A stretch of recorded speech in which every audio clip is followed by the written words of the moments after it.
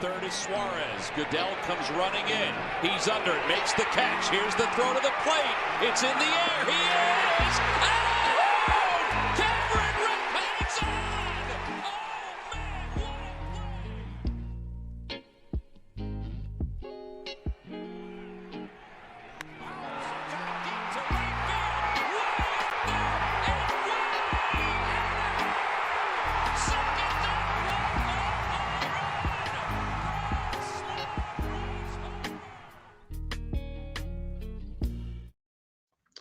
And welcome back to the Stupid Money Podcast, the first episode of the 2024 regular season.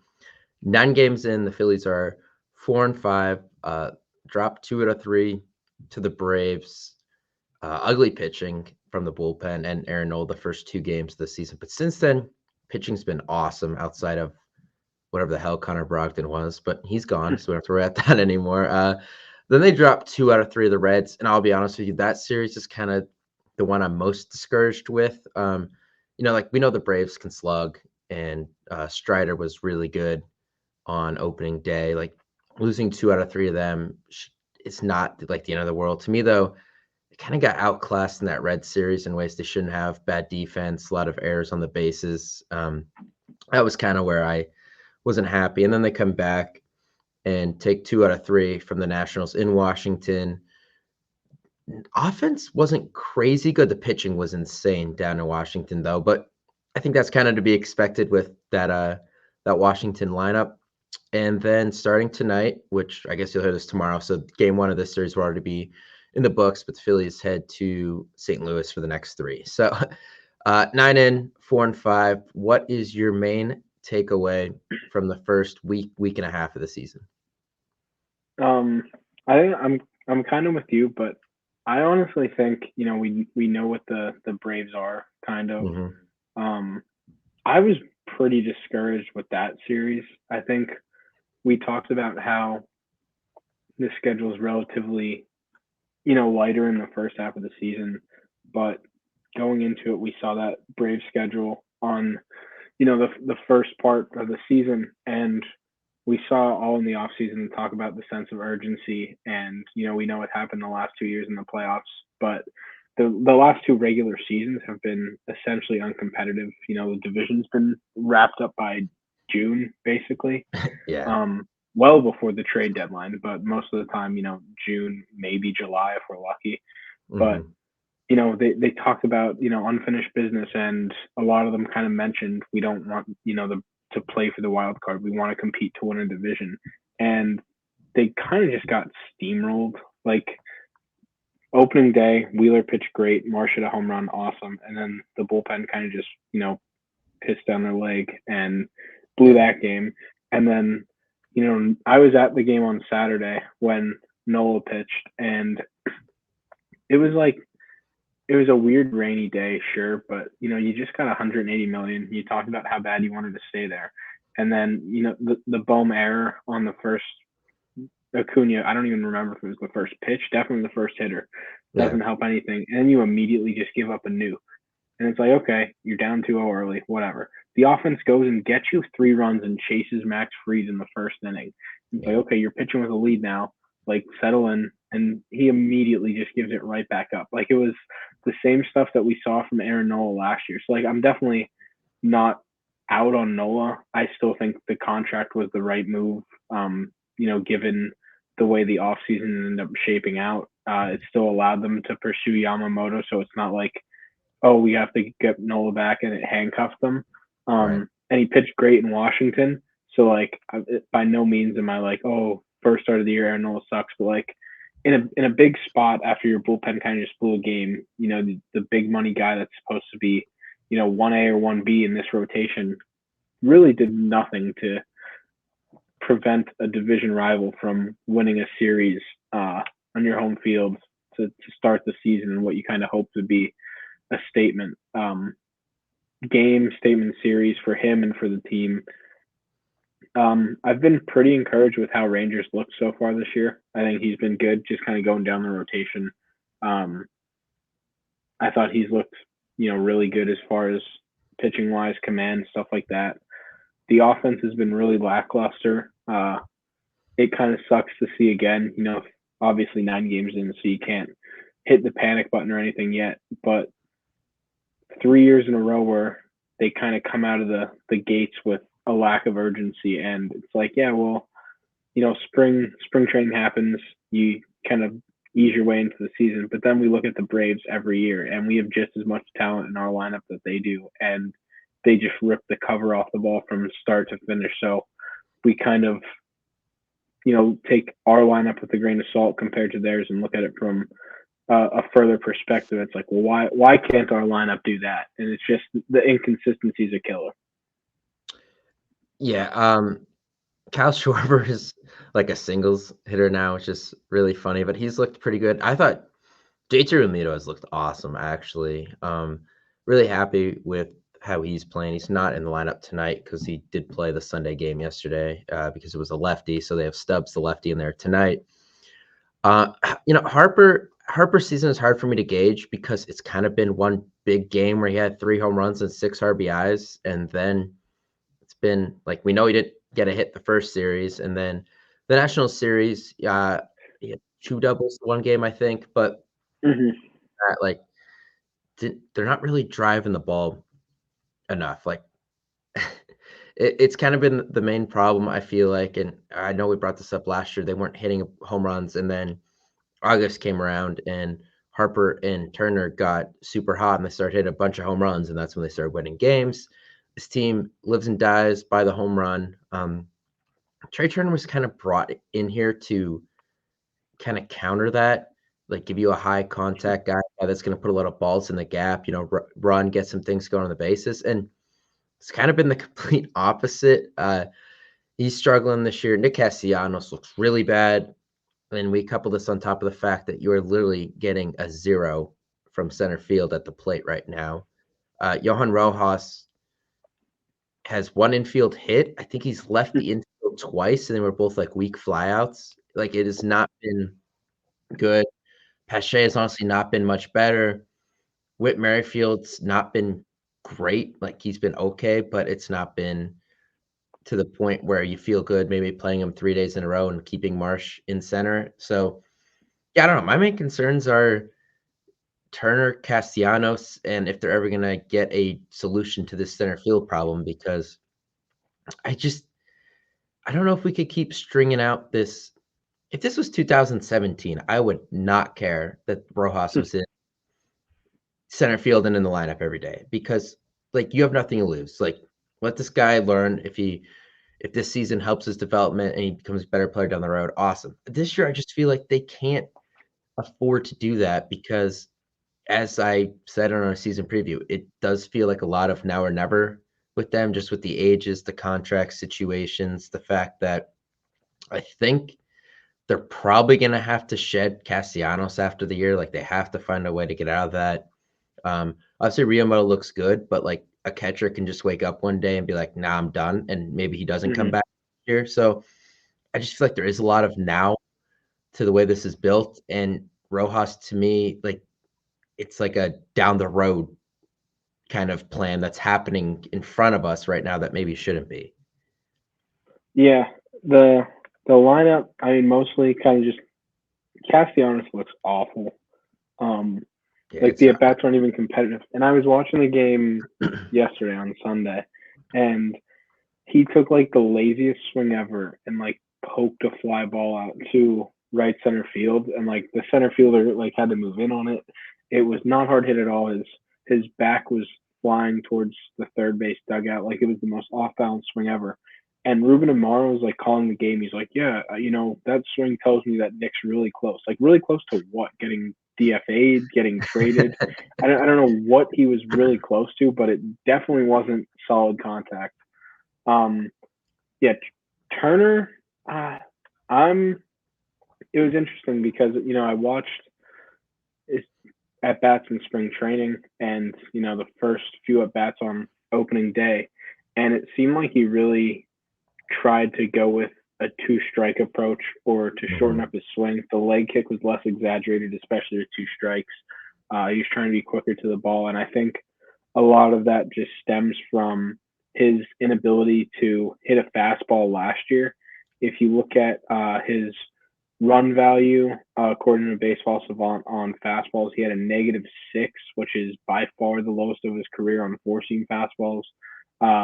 And on the sinkers, it was 0. So, just kind of looking at what Trey Turner was like throughout his career. He's never had, before he signed with the Phillies, he never had a negative run value on fastballs. In fact, his lowest was, I believe, 2, with his highest, or his lowest was 1, with his highest being 18. Last year it was -6 on four seamers. This year so far it's -2. Sunday was case in point by that. Mackenzie Gore was just blowing him away. Granted, some of those pitches earlier in the at bat were, the ump was very generous as far as lefties go, and we got calls too with Christopher Sanchez, just missing arm side off the plate by an inch or two, and the umpire was giving them that call. So Turner definitely got set up, but it just seems like every at bat for him starting, 0-2, 1-2, with him just swinging out of his shoes.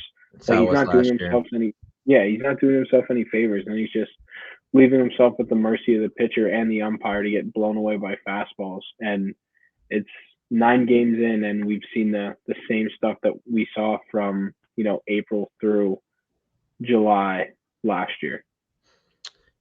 Yeah, so this brings up an interesting, I don't want to say argument, but something to, I guess, ponder. At least it's an observation. But Castellanos and Turner were always considered professional hitters before coming here. Guys that put the bat on the ball. Both were always towards the top of the league in doubles. Now with Turner, maybe some of that was his speed, obviously, but Castellanos was a gap-to-gap guy. The 1 year when he got traded to the Cubs, he had 50-something doubles. And then the year before he got here in 2020 with the Reds, it was 34 home runs, 30-something doubles, and 100 RBIs. Mm-hmm. Is it that these guys got the bag and now they're content? Is it that they are regressing, or is there something with Kevin Long, the Phillies hitting coach? I know Turner had some time with him in Washington, I believe. So I don't know if it's that, but Castellanos looks like a totally different guy than we've seen his entire career before coming here. Yeah, I don't know. I think it might be a little bit of both. I think it seems like Kevin Long's very aggressive. Through how long has he been here? 2 years, 3 years? I think he got here in 22. Well, could have been 20. I think this is his third season. Okay. But the one thing that I've noticed over the years, the approaches are very inconsistent. I think one game they'll decide to try and take some pitches, and then the next game it'll be swing at will. But I think it seems like he normally leans on the side of aggression, and we're definitely seeing that with how Turner and Castellanos kind of approach their at bats. They're expecting to get first pitch fastballs, so maybe Kevin Long just preaches jump on fastballs and they just guess. But yeah, I mean, Turner's Baseball Savant just looks like a different person since he's been over here. His chase rate this year is 12, or last year is 12%. His walk rate is bottom 25th percent. This year it's even worse. His strikeout rate's 19%. Percentile, 30.8% of the time he's striking out. I don't know. I was always kind of a Kevin Long advocate just because it seems like he had such a good relationship with the hitters, and he worked well with the young hitters as far as what he's done for Stott, and Marsh's looked like a completely different hitter here than he did in Los Angeles. And even Schwarber too. Because he was with him in Washington when he got DFA'd from the Cubs. And I mean, since then, Schwarber's obviously been kind of the premier power guy in the game. Mm-hmm. And Juan Soto's been on record saying he loves him. So clearly he does something right with hitters, but I don't know. I'm kind of in the camp that maybe Kevin Long has run his course here. You just have to be careful because obviously he's Bryce is a big advocate for him, and Turner likes him, even though the results aren't great for Turner right now. So if you do kind of do anything with that, one, they're not going to do it this early in the season. Right. There's too much talent to be 9 games in. These guys aren't going to figure it out with the coaches that we have in here. So I think if anything would happen, it would maybe be in the summer, June-ish. maybe around the time where we saw Girardi get let go 2 years ago. But you just kind of have to make sure that everyone's on the same page and you don't just do it, make a rash decision and upset your superstars that are supposedly inked to be here forever.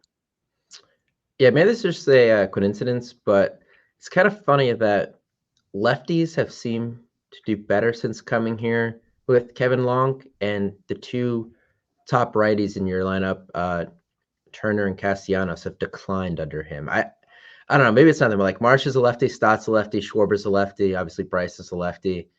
I don't know. It's just weird to me. Like the righties have seemed to get worse, whereas the lefties have seemed to get better under this guy. Or even not even worse, but just like the improvements are just so minimal. Like Bohm, we keep talking about when's this power stroke going to come, and I think we've kind of concluded that Bohm's not a home run hitter. He's not going to hit 30 home runs, which we've talked about is perfectly fine as long as he continues to hit with runners in scoring position.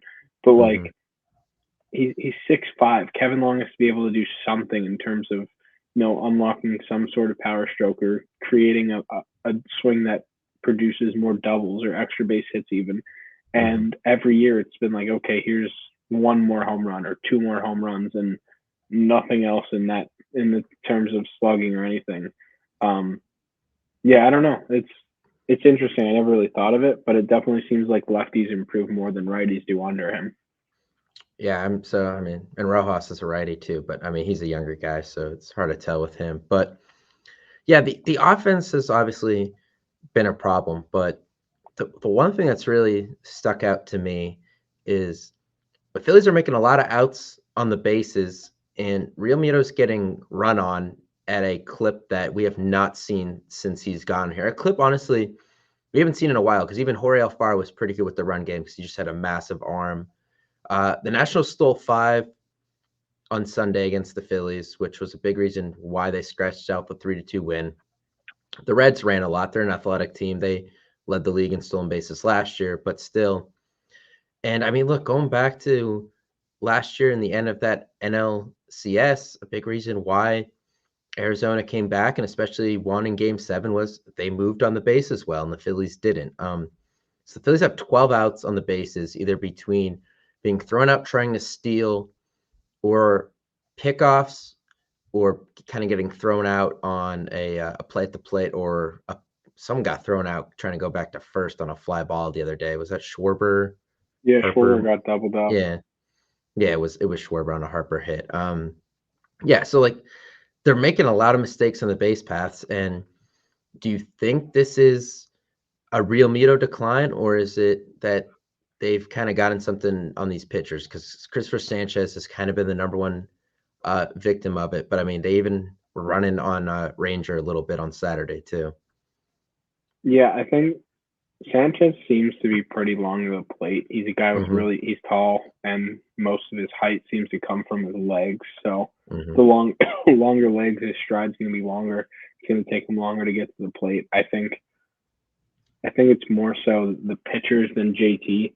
The throws haven't been incredible, and I know a couple have gone into the center field. One of the stolen bases yesterday, one of the 5, was him bobbling it when he was getting out of his glove. But I think that's just him trying to overcompensate, because it seems like most of them yesterday. I think Lane Thomas had 3 of them, and he runs pretty well. But it just seems like he's trying to make up for the jumps that they're getting on the pitchers. And it's so common. Like Nola is very slow to the plate too, but it's difficult with righties because you're stealing on the leg lift, sure, but lefties you're just going first move. So as soon as you see any twitch of their body, you can go, and if you get picked off, you get picked off. One of the stolen bases yesterday was they had 2 of them picked off, and one the guy just got in under the tag, and then another one Bryce couldn't get the ball out of his glove. So like JT hasn't been like incredible, but Lane Thomas had 3 stolen bases yesterday, and he's in the 94th percentile of sprint speed. So it's not like guys in the 70s, 80s are running all over him. It's guys who are very fast and steal a lot of bases. Yeah. So to me, getting run on is something that's going to happen. It's the outs on the bases that are killing me, especially because the offense is struggling. Uh, you're taking away opportunities for solo home run for home runs to for home runs that are solo home runs to possibly be, 2-run shots or uh, taking the bat out of one of your great players' hands when you have a runner on third because you pushed it a little too much on a fly ball that wasn't that deep like they did on Saturday. It's just stuff like that that I think they need to clean up. And I don't know why Schwarber's trying to steal bases. I think they need to keep that one in the pocket. Let Stott and Turner kind of, do the load of the stealing. I think that would help everyone involved and would result in less outs on the bases. But yeah, that's what I have there. But I mean, with Lane Thomas though, the Nationals could have a decent outfield next year with James Wood and Dylan Cruz. I don't know if they're going to pitch enough because I don't see a lot there, but yeah, they might hit in the coming years with those three guys possibly as the outfield. Yeah, they were. I know who the Scherzer and Turner trade to LA. They got back Josiah Gray, and Yeah. he was supposed to be kind of the cornerstone of the rotation, and he's been getting rocked this year. Gore was the centerpiece of the Juan Soto trade, and he's looked good. He looked really good yesterday, but I think he hasn't quite put it all together the way they wanted him to. The strikeout numbers are good, but he seems to get hit around a bunch. And they kind of whiffed on all their own pitching prospects. Yeah. Obviously, we know what the Patrick Corbin deal was for them, but like they had a bunch of guys in their system, Cade Cavalli and Jackson Rutledge, and they were both kind of misses. But yeah, they'll be an interesting lineup, and I can't wait for them to continue supplying us with our players like they seem to always do. Yeah, I don't know. The Turner one kind of has me rethinking that now a little bit, but we'll see. So a lot of what we discussed in the offseason and what the Phillies have spoken about, which is why we brought it up, was the idea of competing for the division. And obviously at 4-5, I can't believe I'm going to look at the standings right now, but I am. They're two and a half, 2.5 games behind the Braves, who are 6-2. This changes a little bit because Spencer Strider over the weekend is probably done for the year with a sprain in his elbow and that UCL joint. Not looking good for him. He's getting a second opinion, but as Ricky Batalco pointed out, if you're getting a second opinion, it probably means because you didn't like the first one. So chances are it's not good for Strider. Obviously, trying to beat them just because they're banged up is kind of a low blow. It's not the way you want to do it. But for you now, like, does the expectation, despite being 2.5 back, we're only 9 games into the season, does the expectation change now if Strider is out for the year? Is it almost like they have to win the division now? Like, is it more of a failure if they don't? I don't think so because we know what that Braves lineup is. Their bullpen, they just swept Arizona and their bullpen was automatic. They won a game. I think they went down the game that Fried pitched. I think they went down 6-0. Yeah, something like that. And they won 9-8 or whatever. Or no, it was the Strider game actually. They went down big and they won 9-8, and they 3 games swept the Diamondbacks. Their bullpen didn't give up a run in 17 innings. They were very good. So, I think who's replacing him in the rotate? Bryce Elder, because they had Strider, Fried, Sale, Morton, Smith, Shawver. Yeah. So now you bring up Bryce Elder, who was an all-star last year. Yes, Bryce Elder's not great.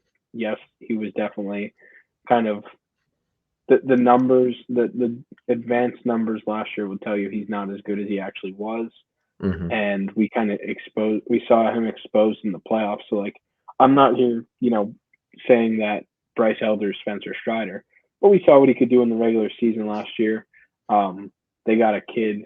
I don't think they'll call him up anytime soon, but Hurston Waldrop fell them in the draft from Florida, and he's got an elite changeup. I don't think they'll call him up. They drafted him last summer, so even though he was a 3 or 4 year college guy, I think he's probably a year or two away. But we've seen what the Braves are. We know what kind of happens when they just plug and place guys. It seems to always work out with them. So I don't think it's fair to say, "Oh, Spencer Strider's out. It's a failure if you don't win the division." I think it's a failure if you don't compete with them for the division again. But I don't think it's fair to say with how good that lineup is and how good they seem to be at, replacing guys with the next man up type thing. I don't think it's fair to say it's a failure if you don't beat them at the division. Yeah, I think I know this is funny, but the next 3 weeks are actually going to be very telling on that because the Philly schedule is extremely easy. I'm going to get into that in a second, but I feel like we're going to find out very soon, actually, if one, the Strider injury is impactful enough to sway the division, and two, if the Phillies are going to compete in the division, because I think how they compete against teams that on paper aren't very good over the next 3 weeks is going to dictate that. But really quick, another star pitcher also out for the year now with Tommy John, and that's Shane Bieber of the Guardians. And I know I brought him up on the preview show before the season because he's kind of a prime trade candidate because of just the way the Guardians are, and I think he's closing in on the end of his contract. But with Dylan Cease off to the Padres and Corbin Burns off to the Orioles before the season started, what looked to be like a strong starting pitching trade market in July all of a sudden is gone because the top 3 guys are either traded or out for the year now. So obviously, I don't know if the Phillies would have gone that deep. I think it depends how Taijuan Walker looks when he comes back from injury, which is expected to be in about 3 weeks. He starts a rehab assignment on Thursday. But yeah, they have 30 days. Yeah, what I mean, I can't even think of like a name on a bad team now that would kind of maybe shift the way that this division could go and maybe the playoff picture that, is an actual target for the Phillies. Because I mean, the Marlins got guys and the Marlins are headed down the drain at 1-9. Like, would they trade Luzardo to Philadelphia? I don't know. So I'm just, we saw the Real Muto trade is gone for them. I mean, I'm just interested if you think there's anyone out there, like as of right now, that's even a notable target in July. And I know it's only April, but it feels like there's going to be no big name there. Yeah, obviously the division to kind of keep an eye on is the AL West. Seattle's 4-6. Again, it's only 10 games in. We are 100 games away from the trade deadline, but we always talk about how good their young pitching is. Obviously, it would cost a ton to get one of those guys, but you are getting a guy back with control. It'd make moving off the Taijuan Walker contract in the future easier if you know you have another guy with control and you have Abel coming and you have Painter coming back. That would definitely help if you get another guy with that type of control. The Twins aren't great. They don't really have like too many guys, but it'll be interesting to see. They probably won't sell off just because of the way that division is. Yeah, you can win with 84 games. Detroit started off good. Cleveland started off really well, but now without Bieber, we'll see. They still have arms, but a guy like Joe Ryan's in Minnesota, that'd be. I don't know what his contract was like, but he was really good last year to start the season. Yeah, I don't know. The Rockies have nobody. They're atrocious. Yeah, the A's have nobody. They're atrocious. The Sacramento Royals. The Royals don't really have anybody, and I don't think they would. Yeah, I don't think they would. They're going to be in that division. The Angels. Zach Eflin. If the Rays that's what I was actually going to say. If the Rays fall too far behind, Toronto is probably the 3rd best team in that division, I think. But Boston started off really hot. Maybe if the AL East gets haywire, you can, call up the Red Sox about Nick Pivetta or the Rays about Zach Eflin and get the band back together. Yeah, like David Robertson 2.0 from a couple of years ago. If they want to give us Eflin and Randy at the deadline, I wouldn't hate it. Yeah. Speaking of David Robertson, Ben Brown looked awesome last week. Yeah. That was such a fun run. I don't know if I could ever be mad at that. No. Obviously, if they won the World Series, I'm not even the name Ben Brown means absolutely nothing to me. Yeah, but like The fact, yeah, they lost, but I mean, David Robertson got a save in extra innings in Game 1 of the World Series. Like Ben Brown, who cares? Yeah, I know because they didn't win. I think people want to have it stick out a little more, but to me, it just can't. Yeah, It's what win now teams do.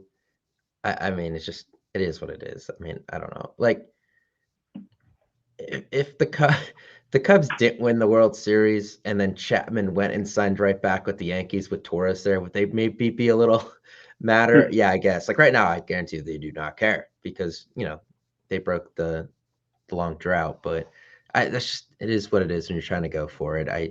It's hard to get hung up on those things, and I don't know if Ben Brown would. I guess maybe they would give him a chance to return bull. I'm not really sure, but um. Everyone hated the Sanchez trade because that kid they gave up is like a top 40 prospect in baseball now. Are we like okay there now though? Because he's like actually like a competent major league pitcher. Yeah, dude. Curtis Mead really hasn't done like anything. Yeah, people were so Obviously, mad about that for a while. He's a top 40 prospect, but I think they called him up like at the end of last season and he hit below 200, I think. Yeah. I think he's a defense first guy anyway. He's like a utility. He's like a Sosa or something. Like yeah. I Yeah, don't no, know. I'm not upset about I'm that good trade on like some I'm people good on are. it. Yeah. Yeah, and especially now with Walker out, they really needed Sanchez, and Sanchez was a big player for them down the stretch last year. So I'm totally off like that being a bad trade train because that was a thing for a while. But I Yeah, don't know. that was like I don't know. Now that really Heim left, it seems like the don't trade with Rays people are like just trying to like hold on to something that was funny 10 years ago because like we traded them Garrett Clevenger for Jose Alvarado. Like the don't trade with Rays people. The Phillies have done pretty well. Yeah. Obviously the Eflin to Tampa and him, being Really borderline elite for them, but that wasn't a trade. That was right. a free agency thing where, Eflin was hurt every other week here for us, and all of a sudden he just happens to stay healthy. Yeah, there's nothing you could do about that. That has nothing to do with them. All right. To end this, so 3 in St. Louis that starts tonight. So by the time you see this, game 1 will be done. Then they come home 4 with the Pirates, who are what, freaking 8-2 or something? Or are they 6-2, something like that? Yeah, 7-2, I think, and they're winning Yeah, now. Yeah, they do this every freaking 8-2, and they're up 3-1 against the Tigers right now. Yeah, they do this every freaking April. But of course, that's when the Phillies see them. So, next 7 games, what's a record that'll make you happy? So they have St. Louis and Pittsburgh. I will say I'll go 5-2. Yeah. And honestly, if they lost 2 to St. Louis and then swept the Pirates, just so I don't have to listen to my friends, I'd be great. But yeah, 5-2. I'd definitely like if they were 7 slugfests and they showed that they could actually hit the ball, I'd be good with that too. Like, they have to show something, especially, I don't know if you talked about it, but like they own the guys pitching in St. Louis. I was just about to bring that up. Yeah. They own Michaelis. They have Gray's pretty coming good numbers off against Gray. And he's coming off injury.